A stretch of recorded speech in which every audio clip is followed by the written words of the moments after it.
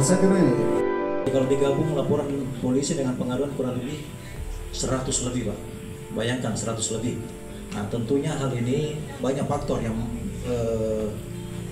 menyebabkan sampai adanya timbul peristiwa pidana di wilayah kita.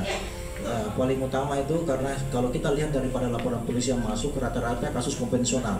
Contohnya apa? Pencurian, ya, perkelahian, terus pengancaman serta hate speech atau ujaran kebencian, ya, atau pencemaran nama baik. Nah, kalau kita mau lihat seperti ini, tentunya kita kembali lagi motif-motifnya. Setiap tindak pidana motifnya kasuistik berbeda, tetapi semuanya kalau dirangkum satu, apa? Faktor ekonomi, ya, faktor ekonomi. Kalau untuk kasus-kasus kejahatan konvensional seperti pencurian dan perkelahian, tetapi kalau pencemaran nama baik, saya kira persoalan adalah persoalan komunikasi.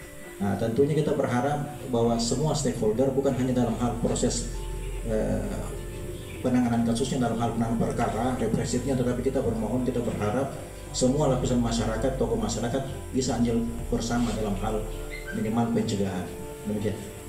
Baik, terima kasih karena sudah waktu menunjukkan sebentar lagi akan dilaksanakan tausiah oleh Ustadz Samsir. Setelah ini kita bisa melanjutkan ke belakang. Jadi dari beberapa kasus yang sudah kita ungkap, memang masih banyak PR-PR kita yang harus kita ungkap juga. Mohon doanya dari rekan-rekan, semoga Polres Cilegonto bisa lebih giat, lebih meningkatkan lagi pengungkapannya sehingga bisa mewujudkan rasa aman, nyaman, dan bisa